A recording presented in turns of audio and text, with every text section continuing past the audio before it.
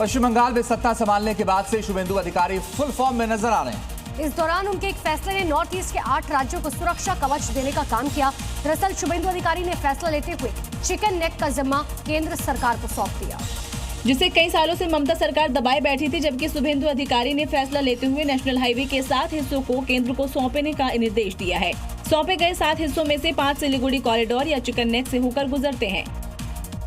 ये 60 किलोमीटर लंबा एक इलाका है जो अपनी सबसे संकरी जगह पर महज 20 से 22 किलोमीटर चौड़ा है।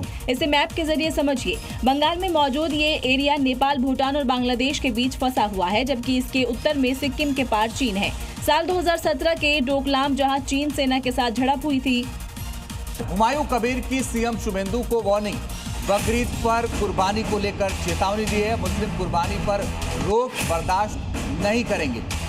हाथ से नहीं खेले शुभेंदु, ये कहा गया। हुमायूं कबीर की तरफ से कुर्बानी पर रोक लगाई तो शुभेंदु के लिए मुश्किलें खड़ी हो जाएंगी। ये धमकी देते हुए हुमायूं कबीर नजर आए।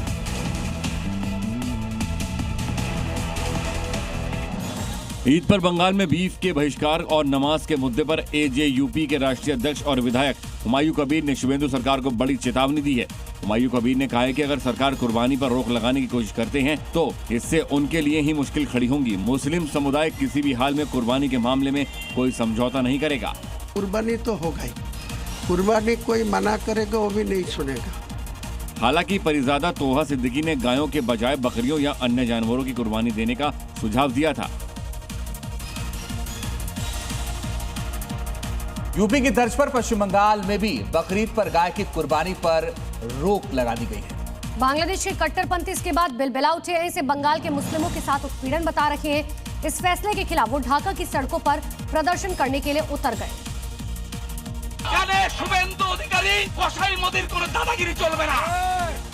ढाका में हो रहा ये विरोध ही नारेबाजी सिर्फ इसलिए कि बंगाल में गाय की कुर्बानी पर कई तरह के प्रतिबंध लगा दिए गए हैं, जबकि बंगाल के कई मौलाना समर्थन कर रहे हैं कि आप गाय की कुर्बानी न करें, बल्कि कुर्बानी नहीं बल्कि हमेशा के लिए गाय का गोश्त खाएं ही नहीं। पर ढाका के कट्टरपंथी इसे मुस्लिमों पर अत्याचार बता रहे हैं।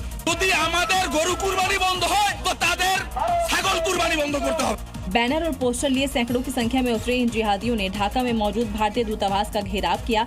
जंग लड़ने की गीदड़ भभकी तक दे डाली। और अब देखिए क्राइम से जुड़ी 5 बड़ी खबरें। पंजाब के फाजिलका में पुलिस ने 3 युवकों को गिरफ्तार कर उनके पास से एक जिंदा हैंड ग्रेनेड बरामद किया। जलालाबाद के रहने वाले आरोपी किसी बड़ी वारदात को अंजाम देने की फिराक में थे। कोर्ट ने तीनों को 3 दिन के पुलिस रिमांड पर भेजा। यूपी के झांसी में लक्ष्मी नर्सिंग होम के संचालक पर शादी का झांसा देकर दुष्कर्म का केस दर्ज हुआ है। पीड़िता का आरोप है कि विरोध करने पर आरोपी ने उसे बेरहमी से पीटा और जबरन गर्भपात करा दिया। केस दर्ज होने के बाद पीड़ित ने धमकी देने का आरोप दर्ज कराया है।